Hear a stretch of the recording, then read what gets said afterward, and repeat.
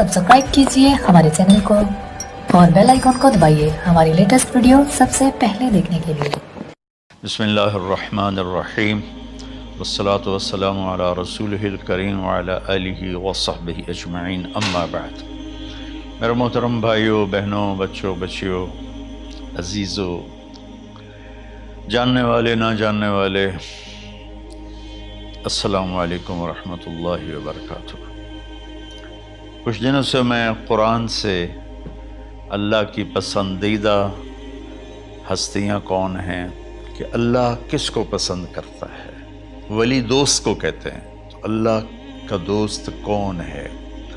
वो ये कोई वरासती चीज़ नहीं है कि बड़े औलिया अल्लाह थे तो अब उनका बेटा भी उन्हीं जैसा होगा। हमारे यहाँ वरासत चलती है कि बड़े बुज़ुर्ग का बेटा भी बुज़ुर्ग बन जाता है, चाहे वो क्लीन शेव हो, वो लोग उसके पाँव चूम रहे होते हैं, जहालत है। तो आज मैं थोड़ा सा सूरह बनी इसराइल है, उसमें भी सारे अखलाक बयान हुए। मेरे भाई बहनों, ईमान लाने के बाद इंसान बनता है और उसके बाद उसकी कीमत, उसका बड़ापन, उसकी वजाहत, उसकी शराफत वो पैसों से नहीं होती। पैसों से इंसान मालदार तो हो जाता है, बड़ा नहीं बनता, बड़ा नहीं बनता। हमारा इल्म गलत हो गया। बड़ा बड़ा बंदा जे बोल दिया 3 मिलियन, ये 200 मुरब्बन, ये नवाबा फलाना है, नवाबा फलाना है। मेरे भाइयों, ये बिल्कुल गलत इल्म है। बड़ा वो है जिसे अल्लाह पसंद करे, बड़ा वो है जो मेरे नबी की ज़िंदगी के पीछे चले, बड़ा वो है जिससे अल्लाह ताला राज़ी हो जाए। बाकी सब छोटे छोटे हैं। तो आज एक तीसरी जगह से मैं कुछ बातें कुरान से अर्ज़ करूँगा जिनका ताल्लुक़ हमारे ईमान से भी है, अखलाक से भी है। वो है बिस्मिल्लाहिर्रहमानिर्रहीम व क़ज़ा रब्बुका अल्ला तअबुदू इल्ला इय्याहु बिलवालिदैन इहसाना इम्मा यबलुगन्ना इंदकल किबरा अहदुहुमा औ किलाहुमा फला तकुल लहुमा उफ़ वला तन्हरहुमा व कुल लहुमा क़ौलन करीमा वख़्फ़िद लहुमा जनाहज़-ज़ुल्लि मिनर रहमा व क़ुल रब्बिरहमहुमा कमा रब्बयानी सग़ीरा। ये बहुत बड़ा मज़मून है। अल्लाह ने कुरान भर दिया वालिदैन के खिदमत के लिए, वालिदैन की इताअत के लिए, वालिदैन की मानने के लिए। पहला जुमला है और तेरे रब ने फैसला किया, एक मतलब। दूसरा, और तेरे रब ने हुक्म किया कि बंदगी सिर्फ अल्लाह की है, बंदगी सिर्फ अल्लाह की है। अब्द उसे कहते हैं जो हर बात पे सर झुका दे, अब्द उसे कहते हैं जो हर बात पे बिछ जाए, उसको अब्द कहते हैं।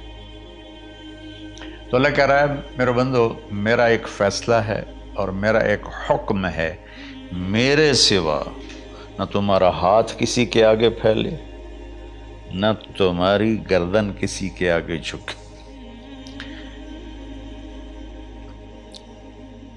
एक दूसरे से मदद लेना, इसको एक दूसरे की तावनो में आ जाता। तावनो अलल बिर्र व तक़वा, एक दूसरे का साथ दो, एक दूसरे की मदद करो। मेरे नबी कर्जा उठाते थे।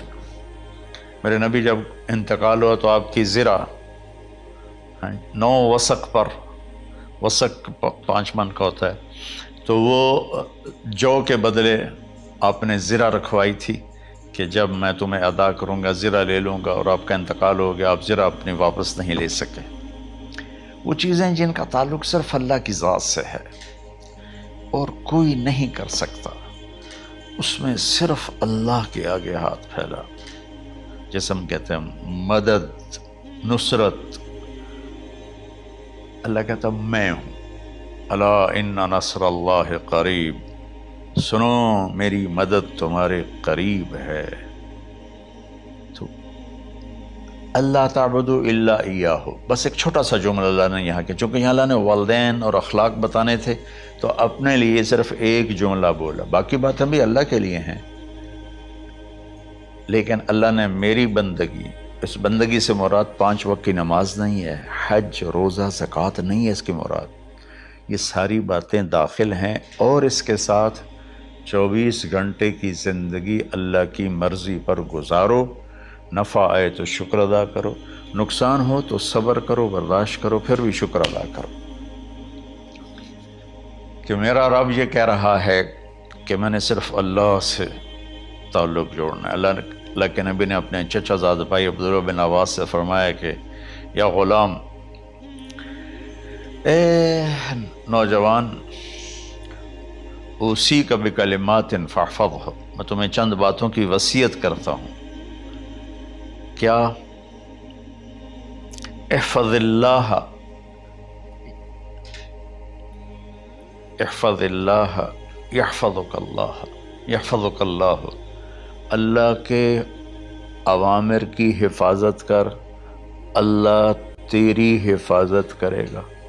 احفظ اللہ تجدہ تجاہک، تو اللہ کے اوامر، اسلام، حلال حرام کی پہچان کر کے زندگی گزار تو اللہ کو ہر وقت تو اپنی مدد کے لیے تیار پائے گا۔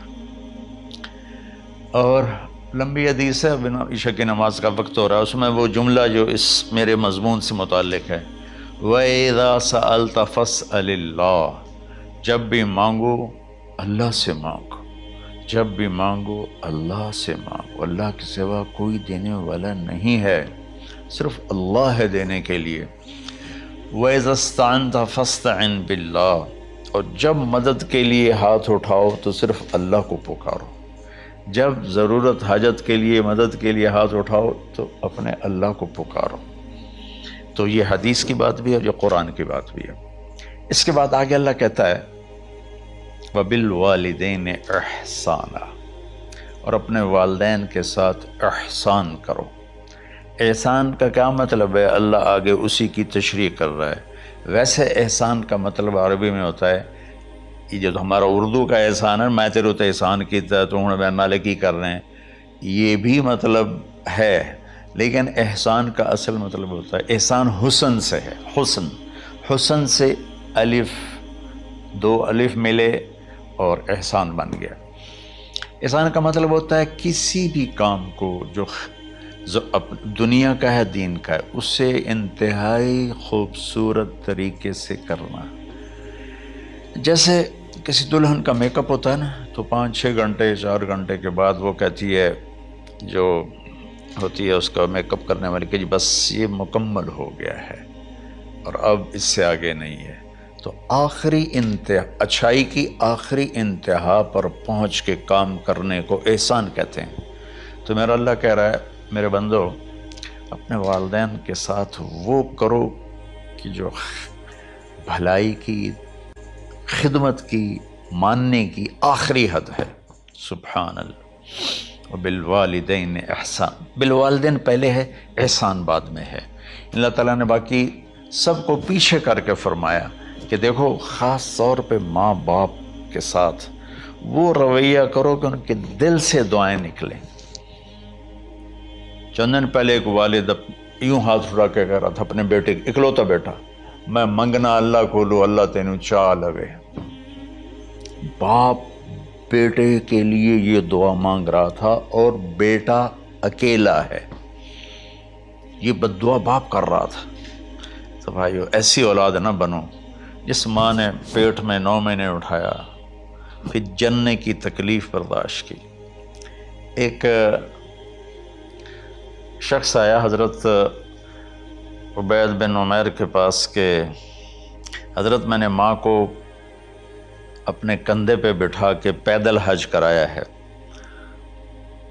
مینا لے گیا، عرفات لے گیا، مزدلفہ، پھر مینا، پھر مکہ، تو کیا میں نے ماں کا حق ادا کر دیا؟ میں نے فرمایا ولا تلقۃ واحدہ، بیٹا ابھی ایک تلقہ کا حق بھی ادا نہیں ہو۔ تلقہ کسے کہتے ہیں؟ جب بچہ پیدا ہونے کا وقت آتا ہے تو ماں کو دردوں کی لہریں اٹھتی ہیں، وہ اتنی خوفناک ہوتی ہیں کہ ماں چیخ چیخ کے رہ جاتی ہے، اور بعض اوقات ڈلیوری لیٹ ہو جاتی ہے تو وہ تڑپتی ہے، روتی ہے۔ وہ جو لہریں ہیں نا پیٹ میں آتی ہیں جاتی ہیں، آتی ہیں جاتی ہیں، ایک لہر جو درد کی اٹھتی ہے اس کو کہتے ہیں طلقہ۔ میں قربان جاؤں، انہوں نے فرمایا بیٹا ابھی تیری ماں نے جو تجھے جنا تھا اس وقت جو تجھے درد، وہ تیری ماں نے درد کی لہریں برداشت کی تھیں، اس میں سے ایک لہر کا بھی حق ادا نہیں ہوا، یعنی کہ حق ادا ہو ہی نہیں سکتا۔ یہ مطلب کہ حق ادا ہو ہی نہیں سکتا، کہ بیٹا ابھی ایک کا بھی نہیں۔ پھر حضرت عبداللہ بن عمر سے ایک شخص نے پوچھا کہ اچھا یہ جو آدمی تھا یہ خراسان، یہ ایران میں ہے اور افغانستان میں، یہاں سے ماں کو پیدل کندھے پہ بٹھا کے مکے پہنچا تھا، اندازہ لگا اس نے کتنی مشقت اٹھائی۔ اور عبید اللہ بن عمیر کہتے ہیں بیٹا ابھی ایک لہر کا حق ادا نہیں ہوا۔ یہی سوال حضرت عبداللہ بن عمر سے کیا ایک شخص نے کہ حضرت میں نے اپنی ماں کو حج کرایا ہے، سارا میں نے پیدل کرایا ہے اور کندھے پہ اٹھا کے کرایا ہے، تو کیا میں نے ماں کا حق ادا کر دیا؟ وَلَا زَفْرَةً وَاحِدًا وَلَا زَفْرَةً وَاحِدًا۔ کہ بیٹا تیری ماں نے تجھے پالتے ہوئے جو تھک تھک کے لمبے لمبے سانس لیے، ہوکے بھرے، ابھی ایک ہوکے کا حق بھی ادا نہیں ہوا، یعنی حق ادا ہو ہی نہیں سکتا۔ تو احسان کے آگے تشریح آ رہی ہے۔ تو آج میں صرف اتنی بات کروں گا کہ میرے بھائیوں، میری بہنوں، میرے بچوں، میری بچیوں، اللہ کے واسطے ماں باپ کو دکھ نہ دینا ورنہ اللہ بھی ناراض ہو جائے گا۔ چند دن پہلے ایک بچہ بچی میرے پاس آئے، دونوں میڈیکل اسٹوڈنٹ تھے، کہیں کہ ہم شادی کرنا چاہتے ہیں۔ تو بچی نے کہا جی میرے والدین ناراض ہیں، وہ نہیں، اس رشتے پر راضی نہیں ہیں۔ تو میرے باپ کہتے ہیں اگر تو نہیں یہاں رشتہ کیا تو تیری میری ایک درمیان ایک خط آئے، کھچ جائے گا خلیج، ہم اس پار نہیں آئیں گے تو اس پار نہیں آئے گی۔ میں نے کہا بیٹی جس ماں نے تجھے 9 مہینے پیٹ میں پالا، 2 سال تجھے دودھ پلایا، تیری پوٹیاں پیشاب صاف کیا، تجھے پیمپر باندھے، تجھے اٹھ اٹھ کے راتوں کو اپنی چھاتی سے دودھ پلایا، کیا اب اس کا اتنا بھی حق نہیں کہ تم اس کی رائے کا احترام کرو؟ اتنا بھی حق نہیں ہے؟ تو میں نے کہا بیٹا میری کوئی رائے نہیں ہے، تو اگر تیرے ماں باپ راضی ہیں تو بسم اللہ ضرور کر، اگر راضی نہیں ہیں تو دیکھو موت تک تجھے ماں باپ کی دعا نہیں ملے گی، اور ماں باپ کی دعا نہ ملی تو کچھ بھی نہیں ملے گا۔ تو بھائیو دوستو، خاص طور پر آج کے کالج کے نوجوان بچے بچیاں یہ ماں باپ کے ساتھ بہت بدتمیزی کرتے ہیں، چونکہ اس میں والدین کا پہلا قصور ہے کہ انہوں نے ان کو دین نہیں سکھایا۔ بچپن میں انگلش میڈیم سکول، پھر او لیول، پھر اے لیول، تو انہیں کیا پتہ ماں کون ہے باپ کون ہے۔ ایک پرانی بات ہے، ایک شخص اپنے بیٹے کو لے کر آیا کہ یہ میرا بچہ ہے اور یہ فلاں جگہ شادی کرنا چاہتا ہے اور ہم میں سے کسی کی رائے نہیں ہے اور یہ مانتا نہیں ہے، اور اس کے ساتھ اس نے دھاڑے مار کے رونا شروع کیا۔ تو میں نے بچے کو دیکھا تو یوں کر کے بیٹھا تھا، اس کا باپ رو رہا ہے، ہچ کیوں تو ایسے بیٹھا ہو۔ تو مجھے اچانک خیال آیا، میں نے کہا شیخ صاحب اس کو کہاں پڑھایا تھا؟ کہا جی امریکن اسکول۔ اس کے بعد آسٹریلیا بھیجا تھا مزید تعلیم کے لیے۔ ان کے شیخ صاحب اس بچے کا کوئی قصور نہیں، آپ کا قصور ہے، اس کو تو پتہ ہی نہیں میری ماں کیا ہے میرا باپ کیا ہے۔ ایک ہماری تہذیب تھی وہ ختم ہو گئی ہے، اس میں علم نہیں بھی تھا تو ماں باپ کا۔ میں نے اپنی آنکھوں سے دیکھا، میں نے اپنے دادا کو دیکھا لیکن مجھے یاد نہیں، لیکن جو میرے دادا کے چھوٹے بھائی تھے ان کو میں سنبھلتا ہوں، ان کو میں نے دیکھا ہے، 3ری 4تھی جماعت تک میں تھا۔ 61 میں ان کا انتقال ہوا، میری 9 سال عمر تھی، تو 8 سال ان کے بیٹے جوان تھے، اور ڈیرے میں جب وہ بیٹھتے تھے تو ان کے بچے ان کے سامنے نہیں بیٹھتے تھے، ان کی پیٹھ کے پیچھے بیٹھتے تھے۔ اتنا ادب تھا، حالانکہ چاروں کے چاروں دین نہیں جانتے تھے، تہذیب تھی، ثقافت تھی، جو آج کی تہذیب نے ہم سے سب کچھ چھین لیا۔ اب بھی آپ جاؤ بیٹا تھر پارکر میں گیا ہوں 2-3 دفعہ، اور وہاں مسلمان نہیں، ہندو عورتیں جب گاڑی گزرتی ہے تو گھونگھٹ کو نیچے کر لیتی ہیں، اپنا چہرے کو فوراً چھپا لیتی ہیں۔ تو خیر بہرحال میں نے کہا شیخ صاحب اس بچے کا قصور نہیں، آپ کا قصور ہے، تو میرے بچوں اپنے ماں باپ کو خوش کرو، راضی کرو۔ ان کا راضی ہونا اللہ کی رضا ہے۔